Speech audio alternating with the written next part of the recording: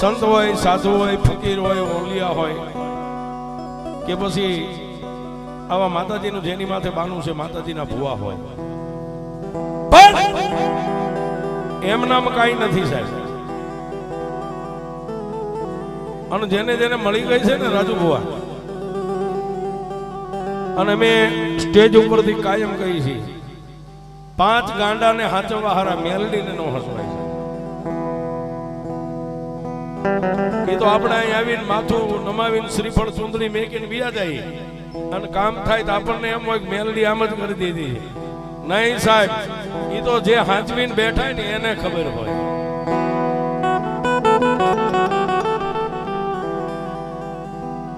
જાલી જલાય નહીં, બાંધી બંધાય નહીં. અને ગાંડા હોય ને સાહેબ, એને દૂધ, ખીચડી, છાશ, રોટલો જે આપો ખાઈને પછી એક રૂમમાં પૂરીને બહારથી સ્ટોપર બંધ કરી દયો ને એટલે આવો ત્યાં સુધી ગાંડા રૂમમાં ધમ પસાડા કરીને મૂળી હચવાય. એ આને ઓરડામાં પૂરીને હેઠે ઉતરો તમારી પેલા ઉભી હવે એને તમે ક્યાં રાખો?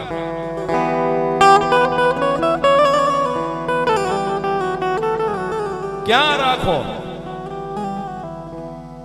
કોઈ એમ માનતા હોય કે આ 3 માળનો જરૂર કેસ મેલડી ત્યાં બેઠી હોય. ના, 2 આંકડીની મેલડી મંદિર છે લીમડીમાં, ભર બજારે જાય કોઈને સાળો કરવો હોય. મેલડી હું છે ખબર પડે. ટેસ્ટર અડાડો જો પાવર નો દેખાડે તો મેલડી માટે તાળું દઈ દેવાય. હજી આવડામને બગા તગા જ મારે ચોકાન સકાતો હજી આ મારવાની છે, બાકી છે. જીવતા હોય જોજો સાહેબ. હો, આને પૂરે એવો કોઈ ભૂવો નથી. આ ભલે ભૂવા એને એવું ખોટું લાગે. 3 માળે બેહારો, રોડ ઉપર બેહારો, તમને એમ મંદિરે બાયણું દઈ દે મારી મેલડી અંદર રે. ના ના ના, હૃદયના દરવાજાને બંધ કરો તો જ મેલડી અમારે. બાકી કોઈના બાપની જાગીરી નથી સાહેબ. હા, કોઈના બાપની જાગીરી નથી. ઈ તો અહીં આવ્યા હોય ને, ઈ બેઠી બેઠી જોતા મને જોવા આવ્યો છે. ભલા માણસ જો કોઈ આમ કરીને આવે ને 3જું પગથિયું ઉતારવા દે તેથી મારી મેલડી.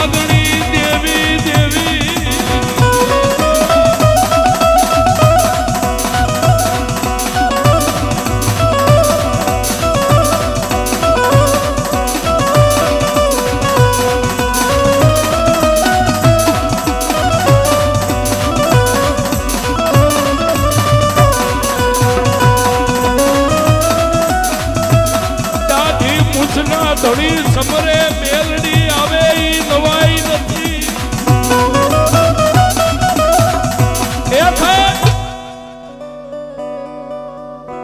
દાઢી મૂછના ધણી મેલડીને યાદ કરીને આવે ઈ મેલડી માટે નવાઈ નથી. પણ એક દીકરી અબળાનું આહુડું પડે ને સાહેબ, આપણે બોલાવીએ એમાંય ફેર હોય. અને દીકરીઓ જેથી મેલડીને બોલાવે ને રાજુભાઈ એમાંય ફેર હોય. લાખ ગાડાનો ફેર હોય. આપણે બોલાવીએ ને તો એ બોકડાને તૈયાર કરે, માથે પ્રાણ માંડે અને પછી આવે. દીકરીઓ બોલાવે ને તેથી પગરખા ફેરવા ઊભી નો રહે. આ બોકડો ક્યાંય સરતો હોય. આ એમના માં ઈ મેલડી છે.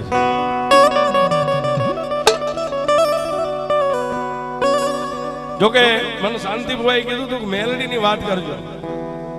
આવડા મફતમાં મારી પાસે બહુ વાર્તાઓ કરાવી ગયા, કઈ આપ્યું નથી,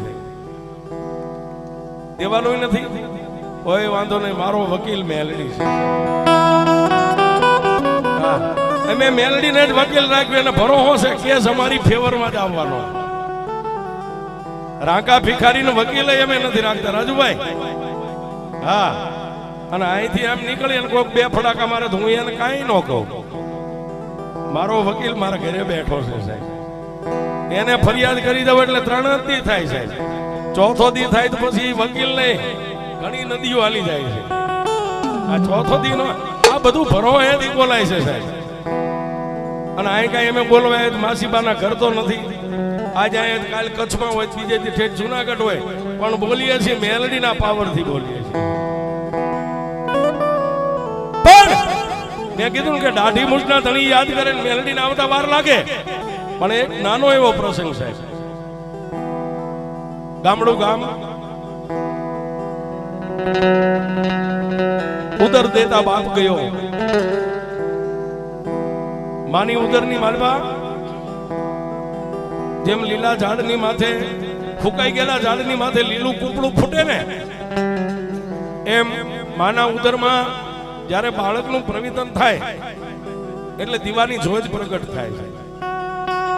મહિનો, 2 મહિનો, 3 મહિના, 4 મહિના, બહુ દૂર નહીં સાહેબ. આજનું આ વઢવાણની અંદર બની ગયેલી સત્ય ઘટના છે. ઘર ગરીબ છે, પણ 20 વર્ષે બાઈને સારા દિવસ જ્યારે બેઠા ને સાહેબ, ત્યારે પોતાના ધણીને સવારમાં પ્રભાતના પોરમાં જાગીને એટલું કીધું, સ્વામિનાથ, હા મારે સારા દિવસો છે. પેલો ગરીબ પોતાના સાજન સાબરામાં ઝૂંપડામાં નાચવા મળી ગયો છે. કારણ કે 20 વર્ષે જેને અવાજ કાને સારા સમાચાર સાંભળ્યા ને, પોતાની પત્ની પણ પોતે એની હારે જ મજૂરી કરવા જતી.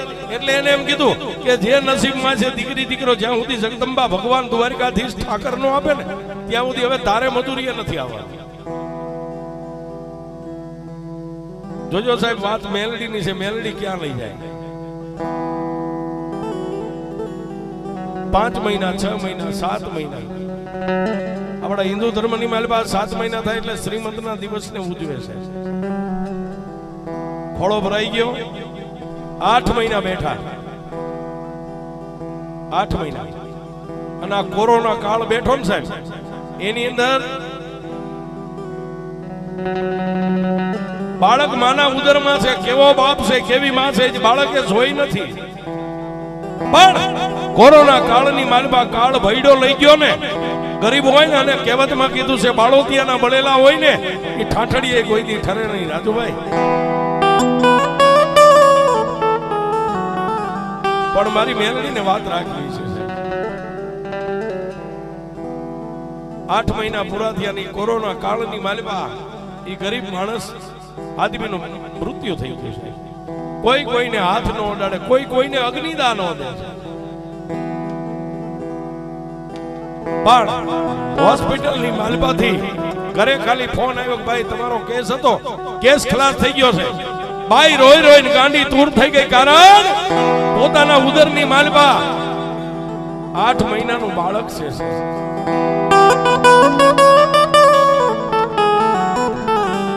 પણ આડોશી પાડોશી છે બાઈને ખૂબ સમજાય, બેન એ આમાં તો અમારા ભાઈ તો 35-40 વર્ષના હતા. જો ઓલાનો 20 વર્ષના નો હમણાં દીકરો ઓફ થઈ ગયો. આપણા ઘરે જયારે આવું બને ને ત્યારે આડોશી પાડોશ સગાવાલા આપણને આવી હરમત આપે, આવી હિંમત આપે, આવા દાખલા આપે. પણ એમ કરતા કરતા, અને આ દુનિયાનો નિયમ જોજો સાહેબ, હોય હોમાં 5 જણા હોય, પણ ઈ તો જેને વિસી કઈડે ને વેદનાની ખબર હોય ને, ગુંગળું થાય અને પીડાની ખબર હોય. પાટાનો બાંધનાર એની પીડાને નથી જાણતો. અને કહેવતમાં કીધું છે બાપ હોય ત્યાં સુધી કુટુંબ ને માં હોય ત્યાં સુધી મોહાળ છે.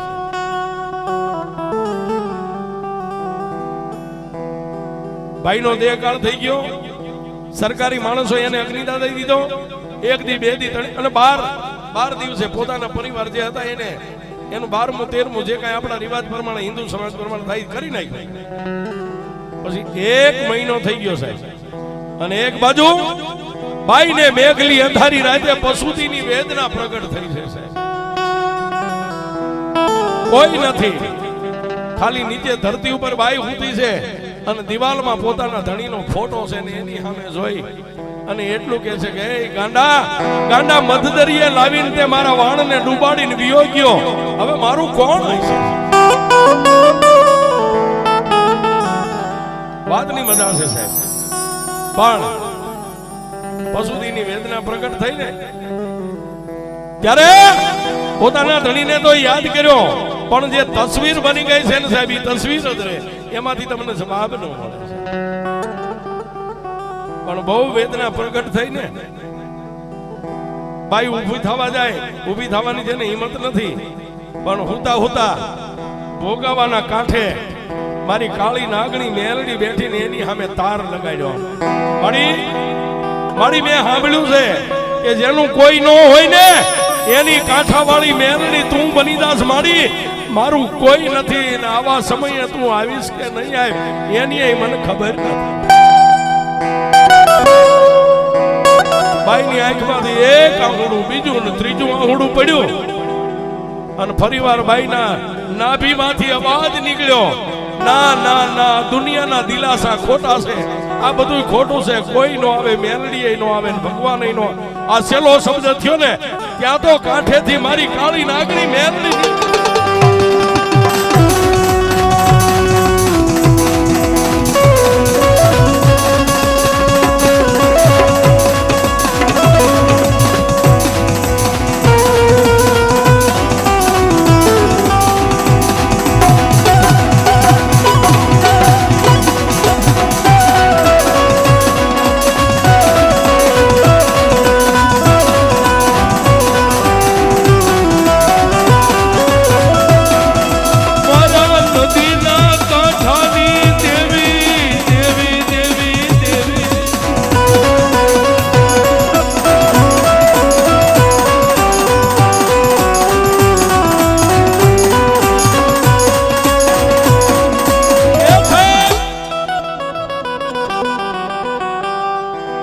ડગલા માંડ્યા.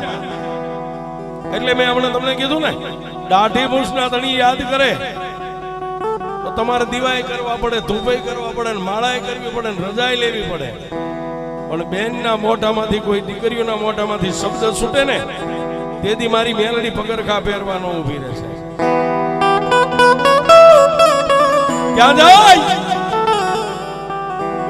આજનું જે સુરેન્દ્રનગર પતરાવાળી હોટલ રહી, ચોકની માલ પાસે મારી મેલડી ઊભી રહી છે, જેની 60 વર્ષની ઉંમર છે. એવી મેઘલી રાતના બેનો ટકોર થઈ ગયો છે. 2-3 રિક્ષા પડી હતી, એમાં એક રિક્ષા વાળાને ટાપલી મારીને એટલું કીધું, ભાઈ ભાડે આવવું છે, મેલડી કરે એવું કોઈ ન કરે, મેલડી આપે એવું કોઈ ન આપે.